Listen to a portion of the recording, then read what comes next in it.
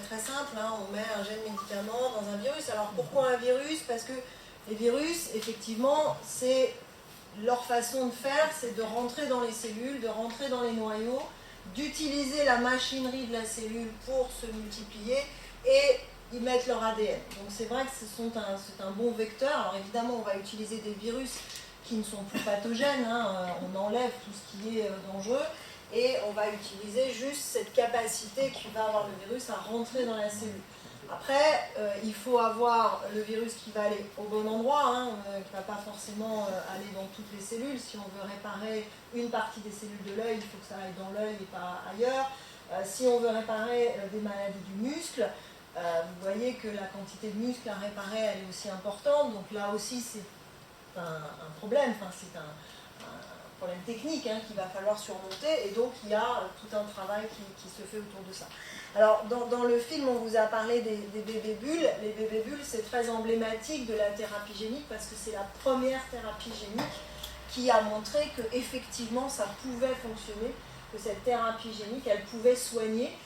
Ces bébés bulles, on les appelle les bébés bulles parce qu'ils n'ont plus de défense immunitaire, hein, donc ils doivent être dans une bulle pour les isoler, hein, du simple microbe.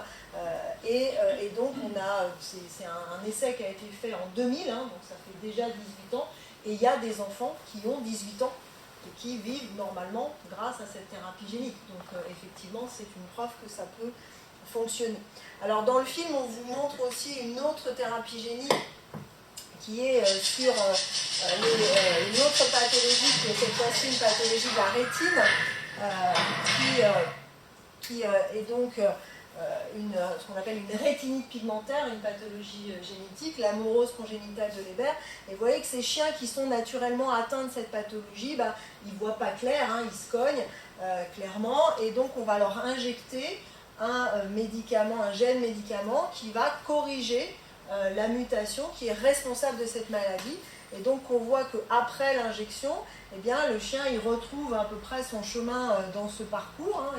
Il arrive à aller d'un bout à l'autre sans se cogner. Alors il se méfie quand même un peu parce qu'il se rappelle qu'il s'est cogné un peu avant, mais il arrive au bout. Et en fait cette thérapie génique qui a été là aussi développée au début des années 2000, c'est une des premières thérapies qui est maintenant mise sur le marché. Donc c'est un médicament qui se vend cher, mais qui se vend aux États-Unis. Ça s'appelle le Luxturna. Et en septembre de l'année dernière, hein, donc c'est vraiment tout récent, septembre 2018, il y a eu un accord pour sa commercialisation en Europe. Donc ça devient des médicaments, ça n'est plus que des médicaments en essai clinique, hein, ça devient des vrais médicaments qui se vendent. Donc toutes ces technologies effectivement évoluent, il y a encore beaucoup de progrès à faire, mais on arrive maintenant à avoir des techniques qui peuvent corriger le génome, ce qu'on appelle les ciseaux moléculaires, la chirurgie du génome. Alors vous en avez certainement entendu parler, c'est les fameuses CRISPR-Cas9. Alors pourquoi vous en avez sûrement entendu parler? Parce que ça fait un petit peu de bruit à la fin de l'année dernière sur des jumelles chinoises qui sont nées après avoir été manipulées au niveau de l'embryon. Alors ça, c'est un peu une dérive de la science, comme ça peut arriver de temps en temps quand c'est pas très bien contrôlé, parce que là, on corrige l'embryon et finalement, on va donner cette correction à l'ensemble des cellules, y compris aux gamètes, et donc ça peut être, ce sont des OGM d'une certaine façon, hein. Donc on sait pas, il n'y a pas eu beaucoup de recul sur savoir ce que ça allait faire. Mais cette technologie, elle est aussi utilisée, alors là pour le coup, pour modifier, corriger des cellules somatiques de l'organisme, hein, et là c'est très prometteur dans tout un tas de maladies génétiques.